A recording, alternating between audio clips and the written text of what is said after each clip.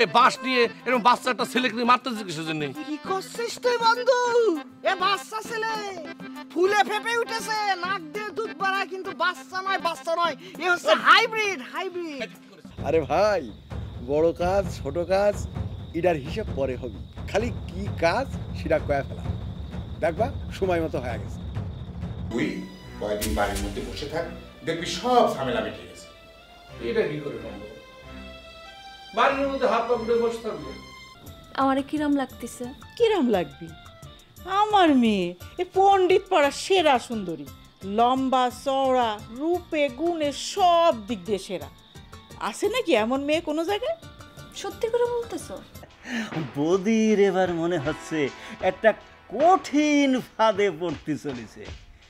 যে জাল পাইতে রাইছে তাতে করে সেই জালের মধ্যে থেকে বাইরের কোনো সম্ভাবনা আমি দেখতেছি না। আসলে হয়েছে কি ভাইজান, না আব্বা তোমার কথা বুঝতে পারে, না আম্মা বুঝতে পারে। আচ্ছা তুই তো বুঝতে পারিস তাই না? না ভাইজান, আমি নিজেও কিছু বুঝতে পারি না। ও তাহলে তোমরা সবাই মিলে আমার পিছনে লেগেছিল। আচ্ছা তোরা ফাও ফেসাল বাদ দিবি নাকি? এটা কথা করছে, আজকে দেখ জুসনা নাই, কি সুন্দর জুসনা ফক ফক করতেছে, মনে হচ্ছে যে একবার তাস খেলি। হ্যাঁ, কাটবাটি নেই কি রে? কাটবাটি সেটা করতে পারিস, কোনো সমস্যা নেই, কিন্তু আমি খেলবো না। মানে এই হাইব্রিড রে এমন তারা তাড়িছি, আমার পুরো ইঞ্চি ইঞ্চি ব্যথা করতেছে। আমার বাসায় যাওয়া লাগবে, একটা সুন্দর করে জোস্তা ঘুম দেওয়া লাগবে আমার। আমিও নাই এই শরীরটা নিয়ে, তার বাস নিয়ে যে দাবর দেশে আমার, আমি যেভাবে দৌড়াইছি তাতে আমারও এনার্জি নাই ভাই। আমিও বাড়ি যাবো, বাড়ি যেয়ে ঘুমাবো ভাই। আমি গেলাম, তোমরা পারলে থাকো। দেখছিস, আসলে তো আমরা আজকে ফিসাইতে উচিত ছিল। ঠিকই, এক কাম কর, কি এরকম একটা জোস্তা রাতে একা একাই খাও।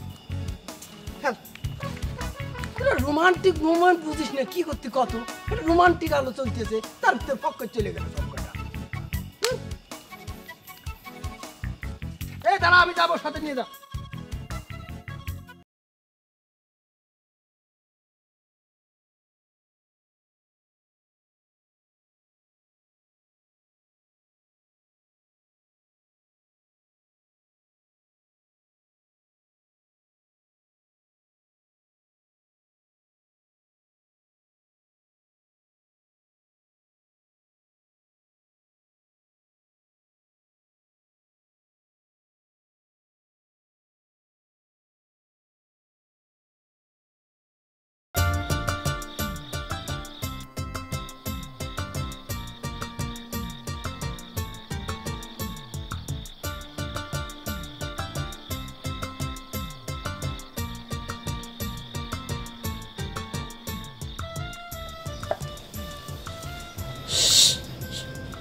বাপরে,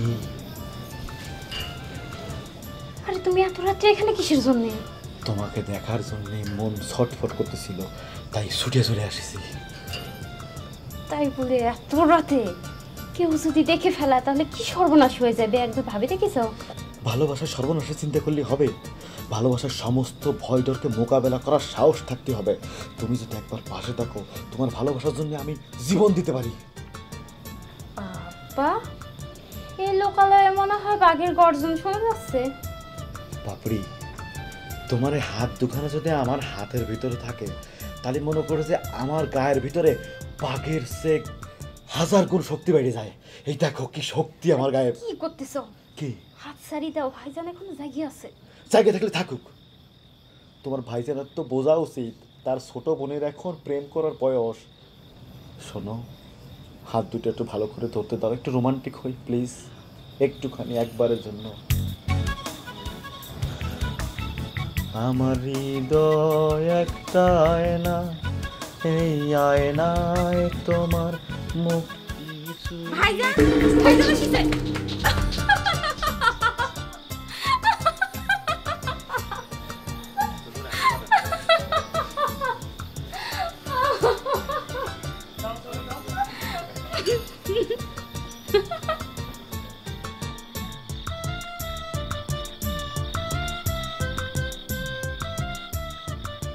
তোমার না লজ্জা হওয়া উচিত, বুঝতে পারিস?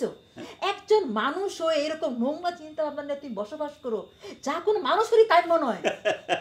এই দেখো, তুমি এবারে এই না বুঝে খালি খালি আমারে বকতেছ? আরে মনে করো না এটা একটা খেলা। আমরা খেলায় এই দুটো দল থাকে না, যে দল আমার সমর্থনের দল সেই দল যখন জিতে যায় তখন আমরা আনন্দ করি না? মনে করো এটা সেই রকম, আমার দল জিতে গেছে আর আমি আনন্দ করতেছি আর নাচতেছি। তাহলে খাটের উপরে বসে আসো কিসের জন্য? খাট থেকে নাইমে ধেই করে দেখো। হ্যাঁ তাই দেখি। না না না থাক, এখন সব নাচে বললি পরে। আরে তো আসল সময় আমি কি নাচ পারি? আরে ওই বদিরের ওই মাইন্ড গেটা যখন চিপায়ে পড়ে ছটফট করতে থাকবে তখনই তো আমার আসল নাচার সময়। ওই সময় নাচ শুনে এখন এই রাস এই নাচটারে আমি জমা করে রাখি, তখন আমি মন খুলে নাচবা। আমি না একটা কথা কিছুই বুঝতে পারি না যে তোমার মতো এরকম নোংরা মানুষের সাথে আমি কিরাম কইরে এত বছর সংসার করেছি, বুঝতে পারছি? আরে যাচ্ছে কোথায়, যাচ্ছে কোথায়, বসো বসো। আচ্ছা একটা কথা ঠিক করে কদিন দেই, এই বদিরের সম্পর্কে কোনো দুই চারটে খারাপ কথা বললে তোমার এত জলে নাকি অন্য কোনো কেস আছে? এটা খোলসা করে কদিন দেই।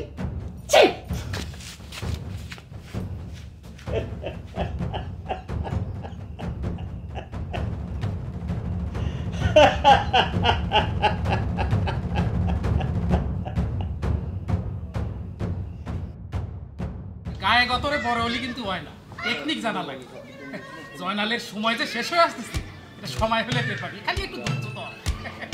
ওই যে আসছিল না আগের দিন, ধরতে পারলে আসলে ব্যাংক বানাইতো, কিন্তু জয়নালবার কিন্তু খুব রাগ। আমি তোর কথা শুনে হাসবো না কাঁদবো বুঝতে পারতেছি না।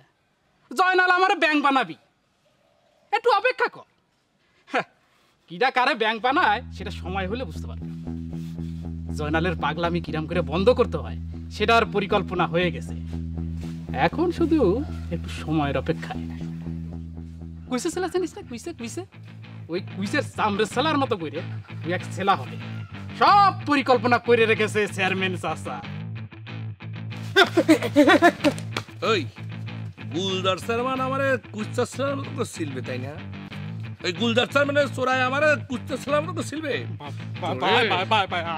আমারে ক্ষমা করে দাও, আমার ভুল হয়ে গেছে, আমারে ক্ষমা করে দাও। আল্লাহর দোহাই লাগে, আমি আর জীবনে এরকম ভুল করবো না। যেতে কানে ধরেছি, আমারে ক্ষমা করে দাও ভাই। তোরে না আমার ক্ষমা করে দাও, আমি বই করছি তো, তুই আর এরকম করবো না ভাই, আমার মাফ করে দাও ভাই।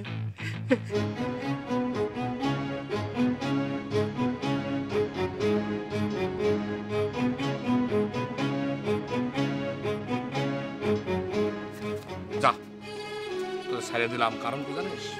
আমি একজনের কাছে প্রতিজ্ঞা করেছি, আমার মাথা গরম হলে পরেও আমি আর মাথা গরম করবো না, মাথাটা ঠান্ডা রাখবো। আমি বিশেষ একজনের কাছে প্রতিজ্ঞা করেছি বলে তুই এই যাত্রায় বাইসে গেলি। দৌড়া দৌড়া দৌড়া দৌড়া।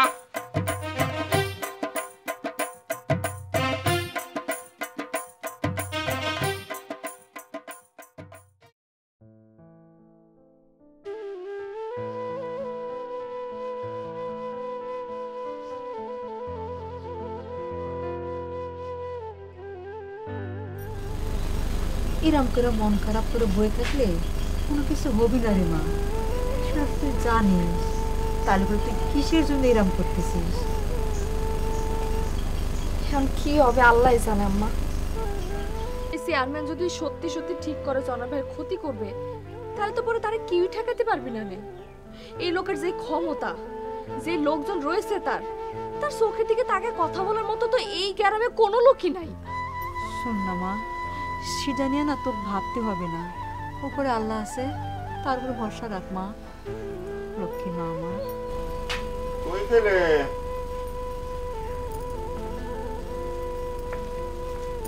এই যে তোমরা এইখানে, আমি একটু বেরোচ্ছি, আমি একটু গ্রামটার হালচাল দেখে আসি।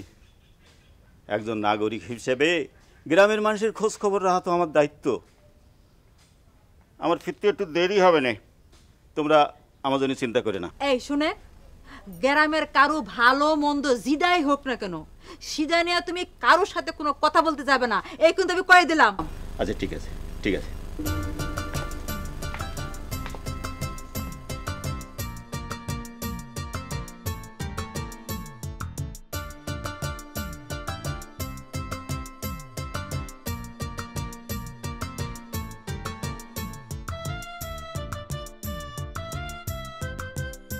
সামরে তোমার শানে সামরে তোমার শানে একলা পায়াছি রে শ্যাম এই নিচুর বুক। পণ্ডিতপাড়া গ্রামের একটা সুন্দরী মেয়ে মনে হচ্ছে। এটা কিরা? আগে তো কোনোদিন দেখিনি। এত ব্যস্ততার মাঝে ঘুরে বেড়াই, কিন্তু এরম মেয়ে তো দেখিনি। কাছে যাইতে হয়।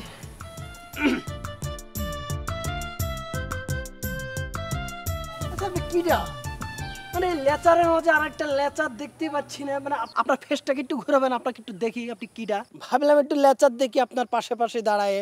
কিরা আপনি একটু মুখটা ঘুরাবেন, আপনার ফেসটা দেখি। গেলে মাছ দেখার জন্য একটু দাঁড়াইলাম। ও মা, এটা কি হলো সিনিকদা? আমি তো একটু জন্য ভয় পেয়ে গেছিলাম। আমার মধ্যে একটা শিয়ানা চাল, তারপরে সে ভয়া কাঁপি উঠেছে। তুমি যে দাঁড়াচ্ছ কি করতে? আমি একটা লেচার দেখতি। লেচার দেখবো কি করে? তোমার মধ্যে একটা বুলডোজার দাঁড়ায় থাকলে লেচার দেখা যায় নাকি? হ্যাঁ, এটা কি করলে তুমি?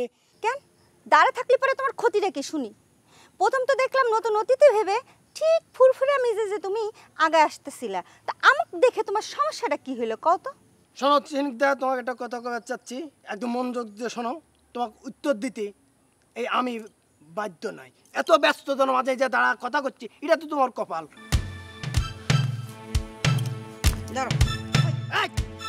আমি যে তোমার ভালোবাসি সেটা তোমার ভালো লাগে না? হ্যাঁ, অন্য মেয়ে হইলে তো ঠিকই তুমি তার দিকে চাও, তার কাছে ফুরফুর করে চলে যাও। হ্যাঁ শোনো, তুমি আমারে ভালোবাসো কিনা সেটা আজকে কিন্তু তুমি কবা। হ্যাঁ, আর অ্যানসার কিন্তু হতে হবে ইয়েস ইয়েস ইয়েস।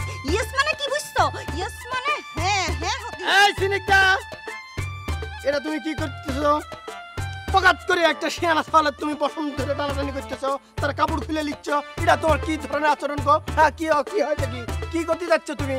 হ্যাঁ, ধরো তোর মোবাইল ধরো। হাইতের একটা মোবাইল নিয়ে তুমি গারবার চলে আসতেছো। এটা কি কি পাইছো কি? কে তুমি একটা বসন্ত কাটিয়ে নিবা কি করতে? আমি হ্যান্ডসাম একটা ছেলে দেখেছো আর তুমি তার কাপড় খুলে নিচ্ছ। এটা কি ঠিক করতেছো নাকি? এটা কি কিরম কথা কত?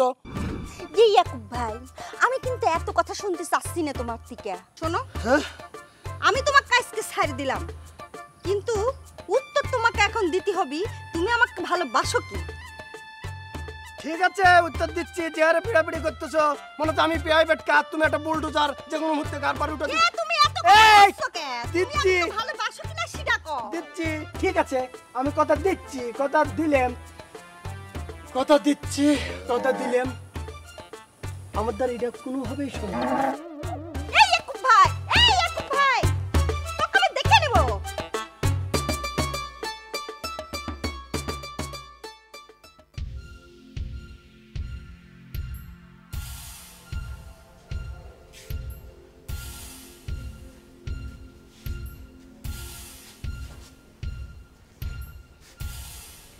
কি হয়েছে? তুমি একা একা বসে কি ভাবতেছো?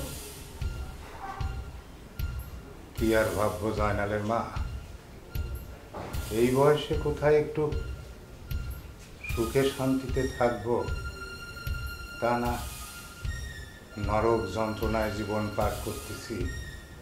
এটা কি ভাবা যায়? নিজের ছেলে ঠিক মতো কথা শোনে না, মানুষও কেমন জানি হয়ে গেছে সব। জয়নালের মা, আমার জানা মতে আমি তো কোনোদিন কোনো মানুষের ক্ষতি করিনি, অথচ অনেক মানুষ আছে তারা আমারে শত্রু ভাবে, আমারে সহ্য করতে পারে না। আচ্ছা, তুমি এসব কি ভাবতেছো? হ্যাঁ, তোমাকে সহ্য করতে পারে না কিডা করলো? তুমি কি জানো এই গ্রামের মানুষ তোমাকে কত ভালোবাসে, কত পছন্দ করে, সবাই তোমাকে কত সম্মান করে? তা হয়তো করে, কিন্তু ওই যে গুলজার চেয়ারম্যান, সে তো আমার ক্ষতি করার জন্য উঠে পড়ে লেগেছে। এটা ভাবলে আমার ভালো লাগে না জয়নালের মা। শোনো, সময়ের সাথে সাথে সবকিছু ঠিক হয়ে যাবে নি। তুমি এসব ভাইবে শরীর খারাপ করো না তো। আমার মনে হচ্ছে আমি বোধহয় জীবনে হেরে যাচ্ছি জয়নালের মা। কত কষ্ট করে আমি বড় হয়েছি, সংসার করেছি, কোনো দিন কারো কাছে মাথা নত করিনি। আর আজ এই শেষ বয়সে এসে আমার খালি মনে হচ্ছে আমি বোধহয় জীবন যুদ্ধে হেরে যাচ্ছি। অন্ধকার যত গভীর হয় আলো তত কাছে আসে। সারা জীবন এই কথা তুমি আমাকে কয়েছো না? হ্যাঁ, খালি কেন এসব ভাবতেছ? শোনো, যা ঘটে যা হয় সব ভালোর জন্যই হয়। তুমি মন খারাপ করে থাকো না তো, সব কিছু ঠিক হয়ে যাবে নি। আমাকে সওয়াল হয়তো একটু পাগলামি করে। আচ্ছা তুমি সত্যি করে কত লাখে একটা না আমাকে সওয়াল? বয়সের সাথে সাথে মানুষ ইরাম করে। তুমি হয়তো করতে পারোনি, আমি হয়তো করতে পারিনি, সেটা না হয় আমাকে সওয়াল করে।